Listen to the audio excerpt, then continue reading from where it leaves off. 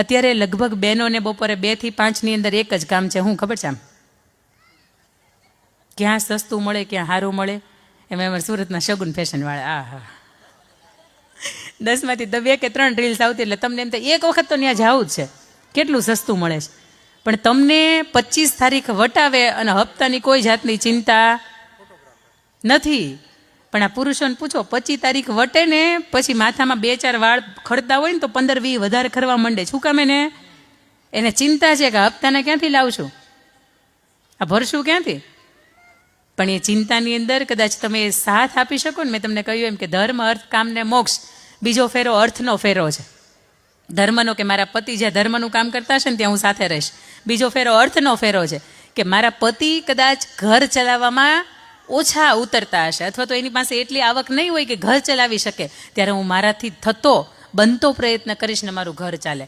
કામ એટલે આ સંતાન, આ પરિવારને હું દેવા માટે આવી છું. આ પરિવારનો એક દીકરો છે ને એને છીનવી લેવા માટે નથી આવી. અને ચોથો ફેરો મોક્ષને, કે કદાચ યમરાજા લેવાય આવે ને તો એને એટલું કહી દેવાનું છે કે પહેલાં મારો જીવ જોતો હોય ને તો લઈ જાઓ, મારા પતિને હજી અહીં રહેવા દો.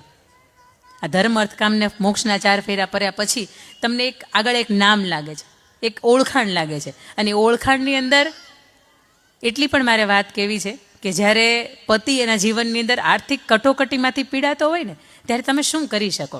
આ એક સુરતનો જ એક પ્રસંગ છે કે કોરોના પછીનો સમયગાળો, એટલે જ્યારે 10-12 વર્ષ થયા એ દંપતીના લગ્નને, અને કોરોના પછી એટલી બધી એને આર્થિક કટોકટી એ પરિવારને લાગુ પડી કે ઘરની અંદર 10-12 વ્યક્તિ રહેતા હતા, પણ એ 12 વ્યક્તિને કેટલી બધી કોરોનાની માંદગી લાગુ પડી. કોઈના મેડિક્લેમ હતા નહીં, એટલે ઘર આખું ધોવાઈ ગયું એવું કહી શકાય. કે ધંધા છૂટી ગયા, નોકરી છૂટી ગઈ, ધંધાની અંદર લોસ ગયા, ઘરના મકાન હતા એ વેચાઈ ગયા, અને ગાળા ટાઈપની અંદર ભાડે રહેવા આવી ગયા.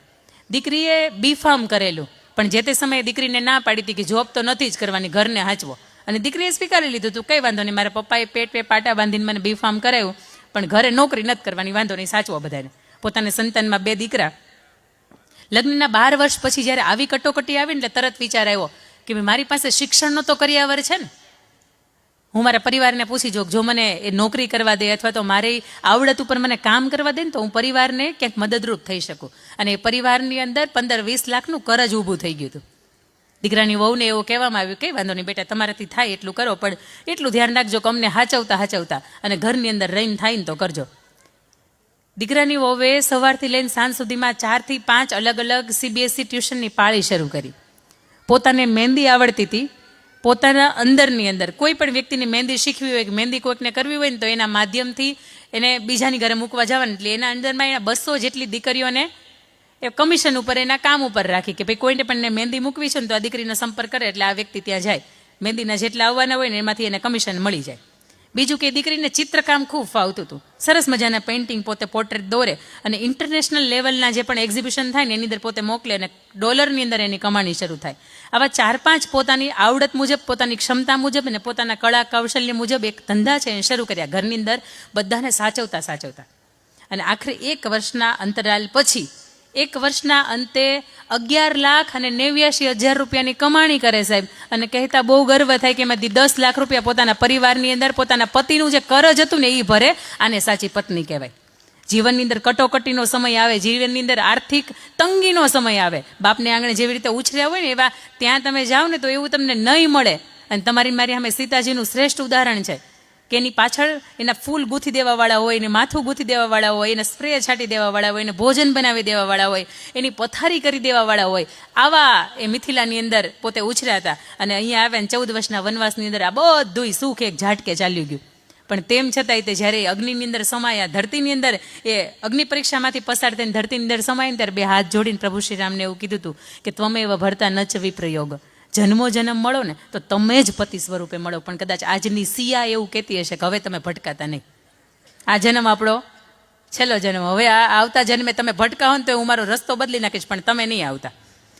પણ આ સમજણનો કરિયાવર છે એ તમે લઈને તમારા સાસરે જાઓ છો ને તો ચોક્કસ એટલું કહી શકાય. મહેશભાઈ, આ માધ્યમથી જ્યારે અહીંયા વાત કરવાની છે ને ત્યારે એટલું ચોક્કસ કહેવું છે કે મારા ખુદના લગ્ન થયા અને એના 11-12 વર્ષ થયા, અને એની અંદર મને મારા પપ્પાએ સમજણનો એક કરિયાવર આપ્યો છે, મારા મમ્મીએ આપ્યો છે, સાસુબાઈ અને સસરાએ, આ 4 વ્યક્તિએ જે સમજણનો કરિયાવર આપ્યો છે ને આની ઉપર હું એક 365 કોટનું એક પુસ્તક લખું છું, કરિયાવરમાં આપું છું.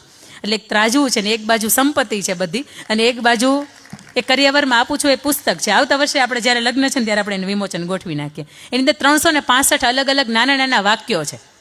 આ તમારી 20 ને 21 તારીખે લગ્ન થાય ને ત્યારથી વાંચવાની શરૂઆત કરવાની. બંને એક વ્યક્તિ નહીં વાંચવાનું, બંને વાંચવાનું. આજના દિવસનો કોટ કયો છે તો કે એ વાંચીને આખો દિવસ એની ઉપર 2-5 મિનિટ વાત કરવાની, પછી ફેરવી નાખવાનું, પાછો બીજા દિવસે બીજો કોટ આવશે. આ 365 એટલે તમારી પહેલી એનિવર્સરી આવશે ને ત્યારે આખું પુસ્તક પૂરું થશે. પછી એ પુસ્તકને ફરીથી બીજી વખત રિપીટ કરવાનું છે.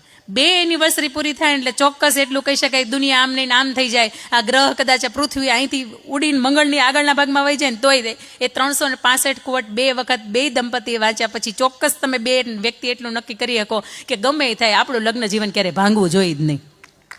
કારણ કે આ નાનકડા વિધાનો છે ને એની અંદર એટલી બધી તાકાત છે. અને એ કદાચ 12 વર્ષથી હું લખું છું અને અત્યારે હવે લખાશે એટલા માટે કે 365 શિખામણો ભેગી કરવા માટે મારે અમુક સમયમાંથી પસાર થવું પડ્યું હતું. જીવનની અંદર ચડતી પડતી આવી હોય ત્યારે શું સમજવાનું છે.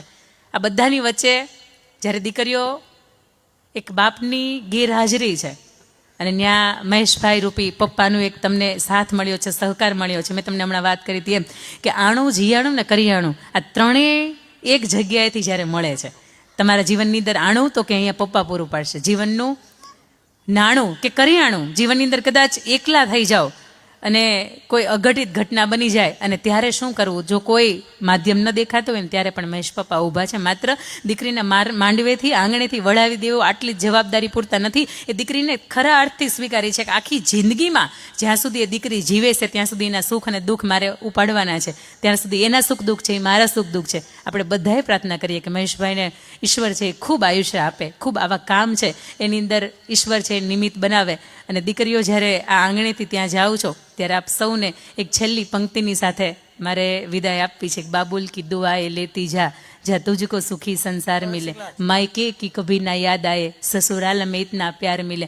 મારી દીકરીઓને ઈશ્વર એટલી બધી સુરક્ષા આપે, એટલું બધું એનું ચારિત્ર ઉજળું રાખે, એને એટલી બધી શક્તિ આપે, એટલી બધી ભક્તિ આપે કે તમારી કુખેથી આજે પણ સમાજને રામશ્યામ અને ઘનશ્યામ દેવા દીકરા મળે, સીતા ઉર્મિલા માંડવી અને શુદ્ધ કીર્તિ જેટલી દીકરીઓ મળે અને આપનું અભરે ભરાય, આપનું દાંપત્ય જીવન છે ખૂબ સરસ મજાનું વીતે અને અગ્નિની સાક્ષીએ બંધાયેલો આ સંબંધ છે અગ્નિના અંત સુધીમાં અગ્નિ સંસ્કારની સાથે પૂરો થાય એવી આશાની સાથે અભ્યર્થનાની સાથે વિનવું છું.